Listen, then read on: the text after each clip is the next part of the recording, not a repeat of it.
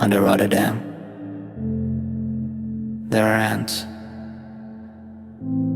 Not the shouted insults from the terraces, not the bombs from the past, but silent, working ants that have no opinion about clubs, flags, or origins. They only know one question. Can the ground still carry us?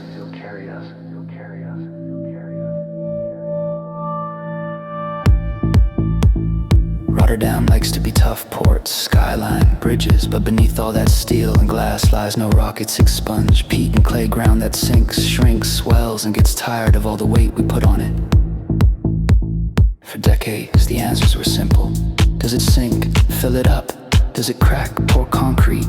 Does it creak? Call it maintenance, backlogged. The city grew higher, the ground sank lower. We kept pressing the sponge flat and pretended the concrete got stronger just because we stacked more on top. Old eyes, new eyes. Old eyes, and your eyes already looked at the ground. They drove radar vans through the streets, drilled boreholes, took samples in plastic bags. They saw layers, numbers, graphs, useful, yes, but always from the outside. Like trying to understand a person by only measuring their coat and shoes. The sponge didn't laugh, but it did sigh. Then the idea came to use different eyes. No satellites, no drones, something smaller, closer to the truth of the soil itself. Under Rotterdam, ants would start to move.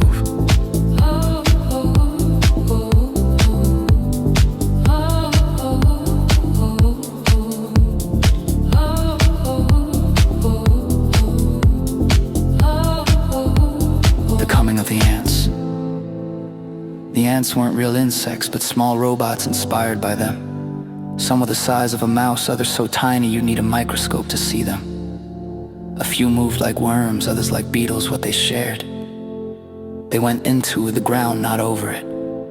They felt resistance, moisture, temperature, voids. They sent data back as whispering pixels in a giant picture. Above ground, you only saw a van, a laptop, someone holding a coffee. Nothing dramatic, but under the streets, pavements, quays, and houses, the ants were drawing a map no one had ever seen before. Not a map of there's a cable here, but a map of here the ground is tired. Here there is space where there shouldn't be space.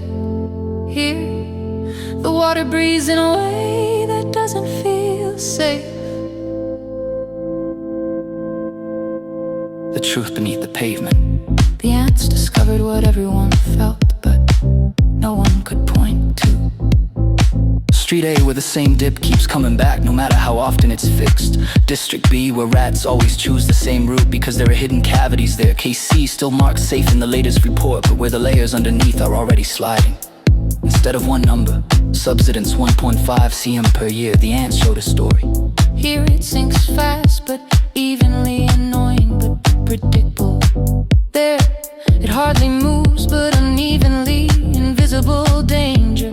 Over there, a row of houses stands on piles that are quietly losing their strength. Not today, not tomorrow, but well within the lifetime of the people living there now. For the first time, Rotterdam stopped seeing itself as one solid block of concrete and started to see a patchwork of places, each with its own tempo, load and breaking point. The quiet revolution. Repair before it breaks. With the ants map, decisions began to change. Instead of rebuilding a whole neighborhood just because a policy said so, the city first asked, where does the ground itself say it hurts most? Instead of pouring new asphalt on the same sinking sidewalk, engineers laid a light, smart structure underneath that spread forces like a flexible skeleton, something that bends rather than snaps. Instead of seeing rats only as pests, their roots were overlaid on the ants map. Wherever they ran, there were leaks, not in morality, but in pipes. Rotterdam was learning to listen downward. No drama, no sirens, just a series of small interventions at the right spots at the right time. Less photogenic than a dike breach, but far more important.